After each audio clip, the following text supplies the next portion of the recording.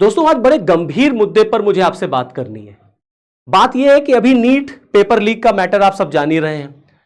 Ministry ने कह दिया है कि नीट का एग्जाम जो है नई डेट पर होगा, बच्चों से कोई फीस नहीं ली जाएगी। धर्मेंद्र प्रधान की कल बैंकों के साथ मिलकर के मीटिंग भी हो गई। अब नीट के साथ साथ सीबीएसई बोर्ड का भी बवाला खड़ा हो गया। तब तक आज मैं न्यूज़पेपर में पढ़ रहा था कि एसएससी का भी एक एग्जाम है, उसको भी कैंसिल कर दिया गया है।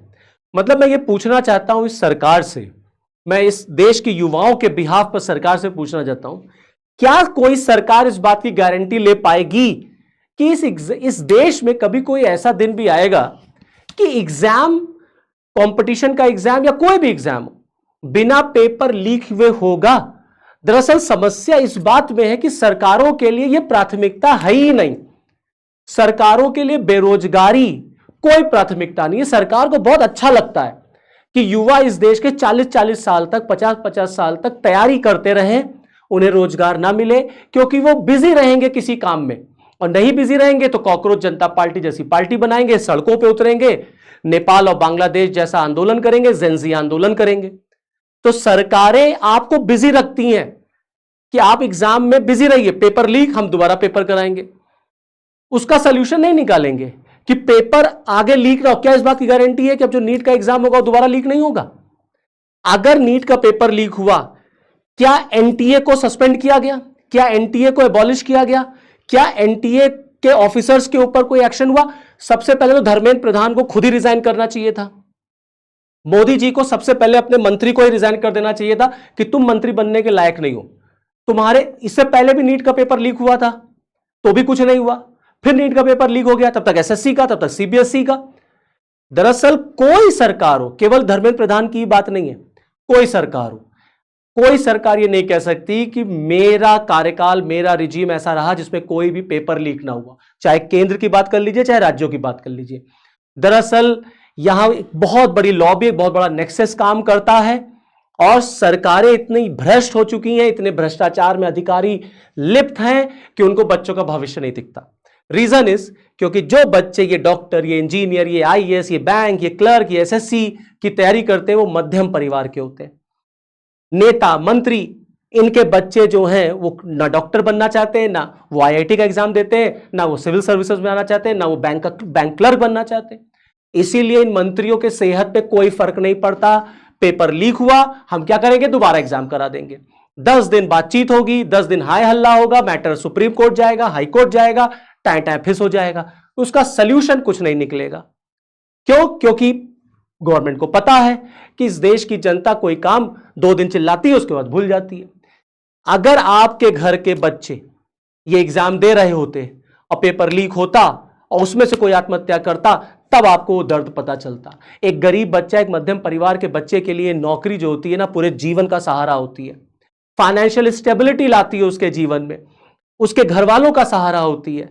एक गरीब माँ बाप अपने बच्चे को जमीन जायदाद बेच करके पढ़ाते हैं कि एक नौकरी मिल जाए, वो डॉक्टर बन जाए, इंजीनियर बन जाए, आईएएस बन जाए, जिससे वो बच्चा परिवार को चला सके, आने वाली अपनी फैमिली को अच्छा जीवन दे सके। तो आपके लिए, सरकारों के लिए ये एक मजाक हो सकता है, ये खाली एक मैटर ऑफ डिस्कशन हो सकता है, लेकिन जो युवा हैं इस देश के लिए, उनके लिए बहुत गंभीर विषय होता है। अगर पेपर ऐसे लीक होते रहेंगे, पेपर सही से होंगे नहीं, तो टाइम से पेपर नहीं होता, टाइम से रिजल्ट नहीं आता, टाइम से ज्वाइनिंग नहीं होती, सब कुछ हो जाए तो matter high court, supreme court चला जाता है।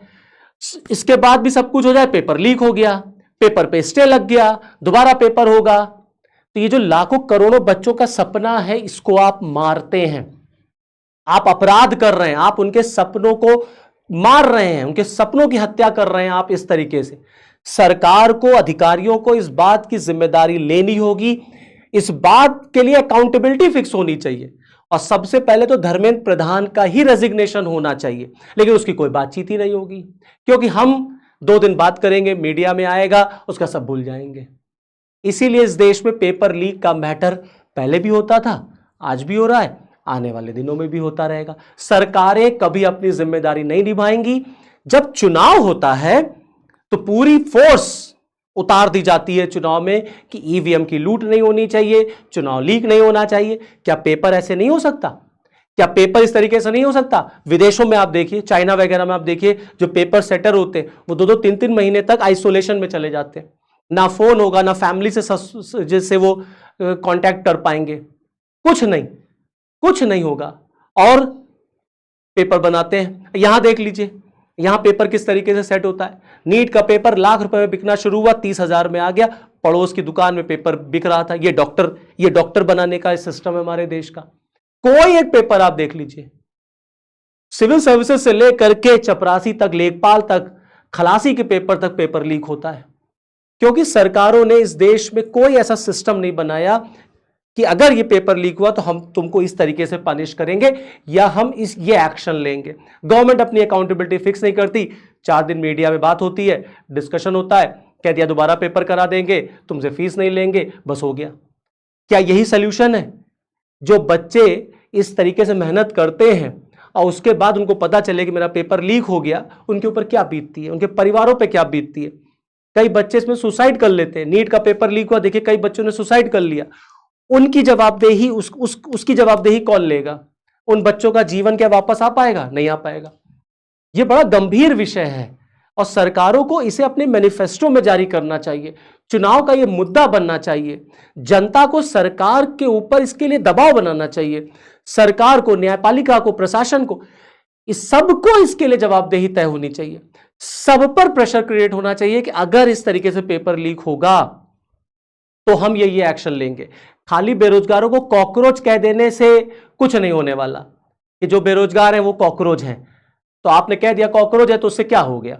आपको उन बेरोजगारों को रोजगार देना पड़ेगा, तब जाकर के इस देश को हम वाकई में विश्व गुरु बना पाएंगे और जो विकसित भारत का सपना है वो पूरा कर पाएंगे। वरना क्या करोगे विकसित भारत लेकर के, जब इस देश का युवा बेरोजगार होगा तो? और बेरोजगार होगा तो अपना फ्रस्ट्रेशन कहां निकालेगा? वो अपना फ्रस्ट्रेशन कॉकरोच जनता पार्टी को ज्वाइन करके निकालेगा या ऐसी पार्टीज बनाएगा। तो जरा सोचिएगा जरूर जो बात मैंने आपके साथ डिस्कशन में उठाई है।